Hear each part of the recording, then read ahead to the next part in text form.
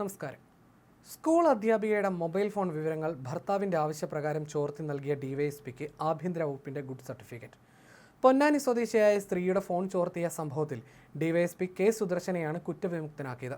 ഏറെ രസകരമായ നിരീക്ഷണങ്ങൾ ഉത്തരവിലുണ്ട്. അതായത് കേസൊന്നുമില്ലെങ്കിലും ഇനി ആർക്ക് വേണമെങ്കിലും ഫോൺ ചോർത്താൻ ധൈര്യം നൽകുന്നതാണ് ഈ നിരീക്ഷണങ്ങൾ. അനുവാദമില്ലാതെ സ്ത്രീയുടെ ഫോൺ ചോർത്തിയത് സതുദ്ദേശപരമായിരുന്നുവെന്നാണ് അന്വേഷണ കണ്ടെത്തൽ. അങ്ങനെ ഡിവൈഎസ്പിക്കെതിരെയുള്ള നടപടികളും അവസാനിപ്പിച്ചു.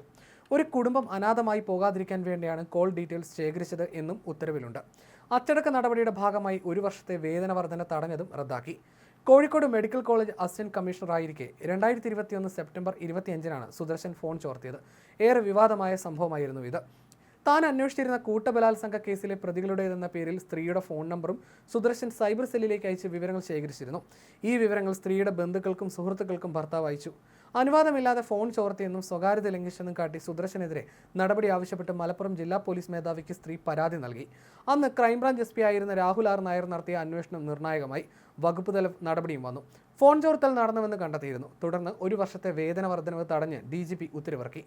ഇതിനെതിരെ സുദർശൻ നൽകിയ അപ്പീൽ, റിവ്യൂ, ദയാഹർജികൾ ആഭ്യന്തര വകുപ്പ് തള്ളി. വീണ്ടും നൽകിയ ദയാഹർജിയിലാണ് കുറ്റവിമുക്തനാക്കി ഉത്തരവിറക്കിയത്.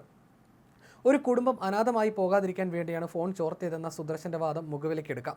സുദർശന്റെ പ്രവൃത്തി സതുദ്ദേശപരമായിരുന്നു. സ്ത്രീക്ക് നിലവിൽ പരാതിയില്ല. ഉദ്യോഗസ്ഥനോട് വിദ്വേഷമോ സംശയമോ ഇല്ലാത്ത രീതിയിൽ കുടുംബജീവിതം നയിക്കുകയാണ് തുടങ്ങിയ നിരീക്ഷണങ്ങളും ഉത്തരവിലുണ്ട്. പരാതിക്കാരുടെ എതിർപ്പില്ലായ്മയാണ് പ്രതിസന്ധി തീർത്തത്. ഈ ഫോൺ ചോർത്തലോടെ ആ കുടുംബ പ്രശ്നം തീർന്നുവെന്ന നിഗമനത്തിലേക്ക് പോലീസും എത്തുന്നു.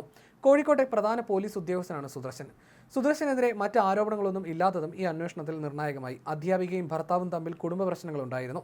ഇതോടെ ഭാര്യയുടെ ആൺ സുഹൃത്തിനെതിരെ ഭർത്താവ് ആരോപണമുയർത്തി. ഇത് തെളിയിക്കാനായിരുന്നു കേസിലെ സൗഹൃദങ്ങളുടെ കരുത്ത് ഇയാൾ ഉപയോഗിച്ചത്. കോൾ ഡീറ്റെയിൽസ് കിട്ടിയതോടെ ഭാര്യയുടെ ഫോൺ വിളിയിലെ ആരോപണം തെളിയിക്കാൻ ആ രേഖ പുറത്തുവിട്ടു. ഭാര്യ നടത്തിയ അന്വേഷണത്തിൽ ആരാണ് വില്ലനെന്നും മനസ്സിലായി. അങ്ങനെയാണ് പരാതി എത്തിയത്. പിന്നീട് ഈ കുടുംബ പ്രശ്നമെല്ലാം പറഞ്ഞു തീർത്തു. ഇതോടെ പരാതിക്കാരി മൗനത്തിലായി. അങ്ങനെയാണ് സുദർശനന് ആനുകൂല്യം കിട്ടുന്നത്.